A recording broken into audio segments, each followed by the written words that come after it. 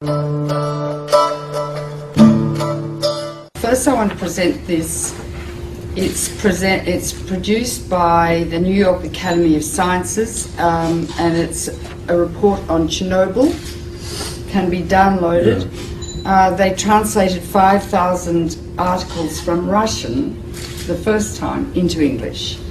It seems that nearly 1 million people have already died as a result of Chernobyl, despite what WHO says and the IAEA. This is one of the most monstrous cover-ups in the history of medicine, because everybody should know about this. Then we extrapolate through to Japan. Japan is, by orders of magnitude, many times worse than Chernobyl. Never in my life did I think that 6 nuclear reactors would be at risk. I knew the 3 GE engineers who helped design these Mark I GE reactors. They resigned because they knew they were dangerous. So Japan built them on an earthquake fault. The reactors partially withstood the earthquake, but the external electricity supply was cut off, and the external electricity supply supplies the cooling water 1 million gallons a minute to each of those 6 reactors. Without the cooling water, the water falls and the rods are so hot they melt, like at 3 Mile Island and at Chernobyl. So the emergency diesel generators, which are as large as a house, got destroyed by the tsunami. So there is no way to keep the water circulating in the reactors. Also, on the roofs of the reactors, not within the containment vessel, are cooling pools. Every year they remove about 30 tons of the most radioactive rods that you could possibly imagine. Each one is 12 feet long and ½ an inch thick, gives out so much radiation like X-rays that if you stand next to it for a couple of minutes, you'll die.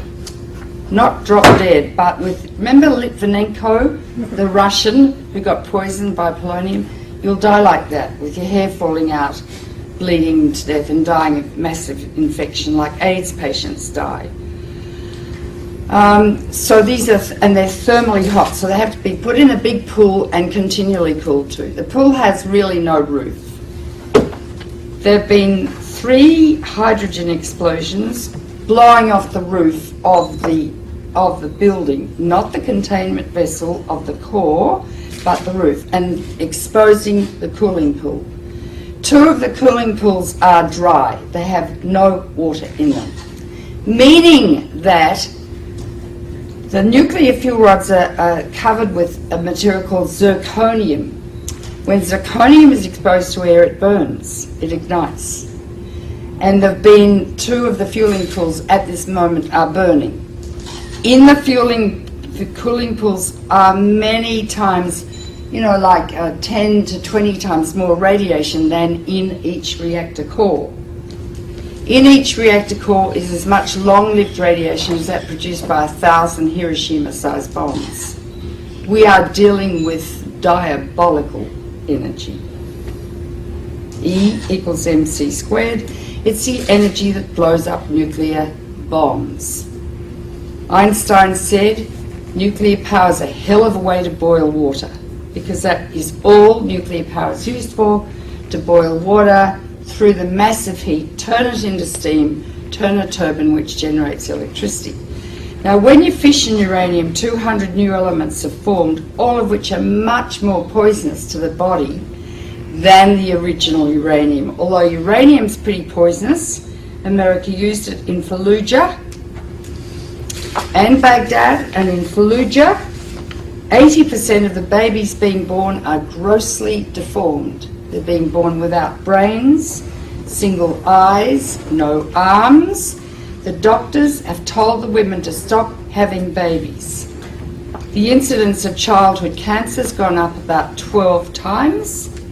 This is genocide. It's a nuclear war being conducted in Iraq.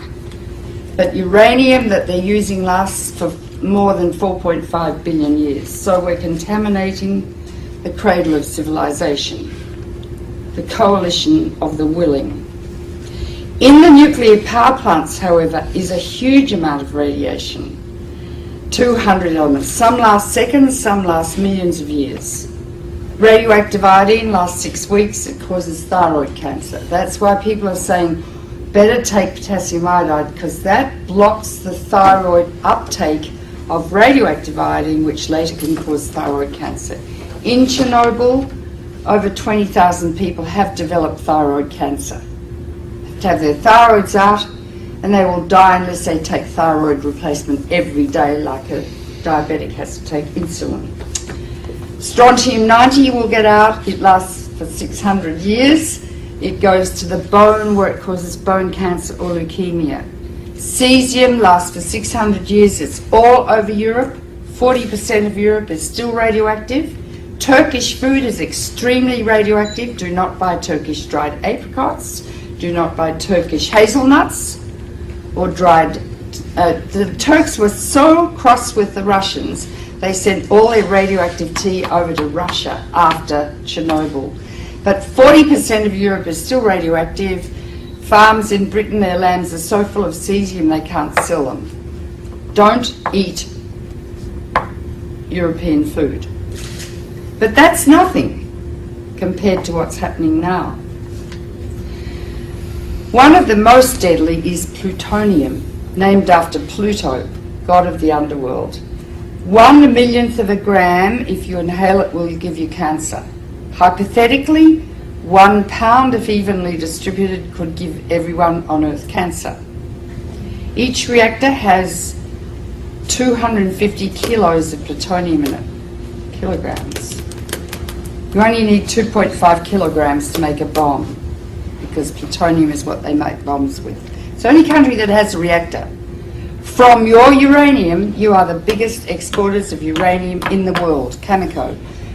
Canada sells two things. It sells wheat for life and uranium for death. Right? Plutonium is going to get out and spread all over the northern hemisphere, and it's already heading towards North America now. Plus radioactive iodine-129, its half-life is 17 million years, plus strontium, plus cesium, plus tritium, and I could go on and on and on. When it rains, down comes fallout, and it concentrates in food.